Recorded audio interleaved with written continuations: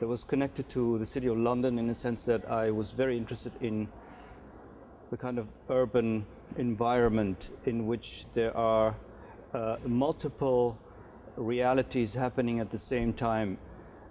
What I mean is that London is a city that is very sort of multicultural, very complex in a way.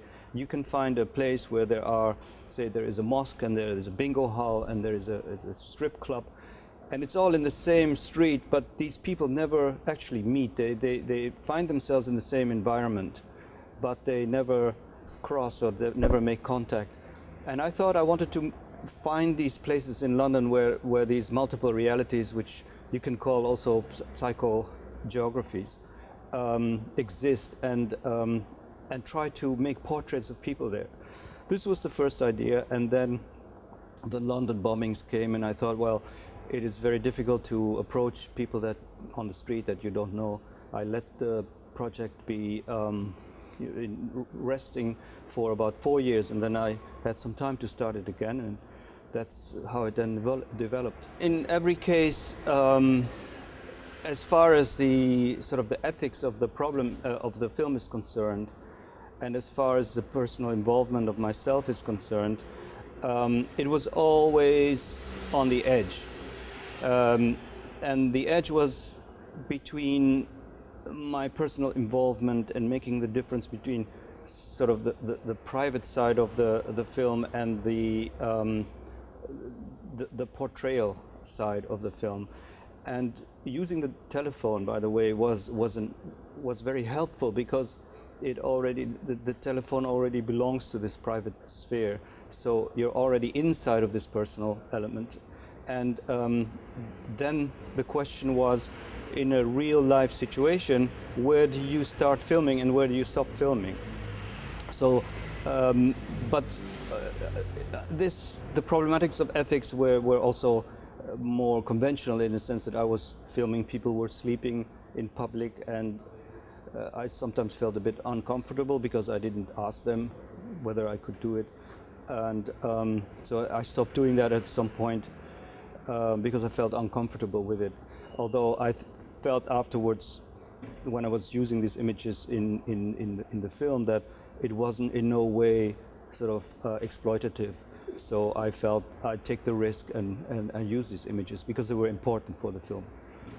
Otherwise, I think that the personal involvement was already ingrained in the DNA of the idea, because if you look at the title of the film, People I Could Have Been, behind that is the imagination that there is some kind of chance element in the fact that I am who I am, and that I could have just as easily been someone else.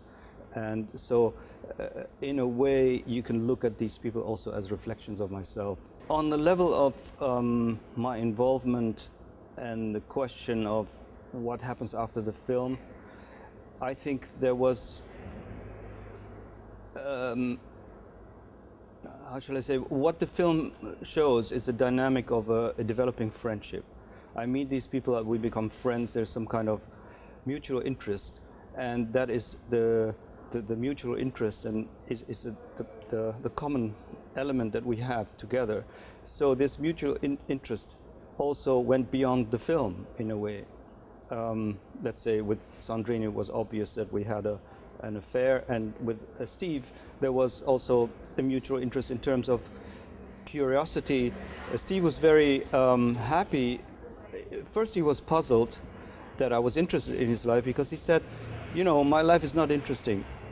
So he was happy that someone was there that was interested in his life, and I was interested in him because I felt that his life was so strange that I felt it very difficult to understand how someone can live like he does.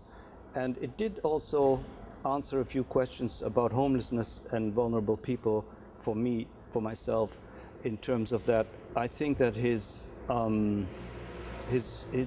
addiction was irrational. You can't explain it by anything. I mean, you might find experts and psychologists who can find something that happened in his life, but I think there was something much stronger inside of him that made him be the person who he is, because he was a wonderful person and very, very strong. And so there's this fascinating aspect of about someone who's very strong, but at the same time also very destructive, auto-destructive. And so these are things that put me as a filmmaker on sort of on the border between where can I have a function in his life, where can I help, but you can't help. There's nothing you can do.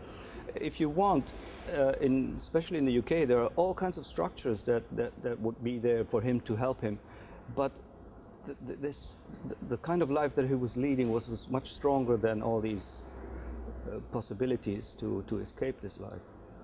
And we are. Let's see. Yeah. Just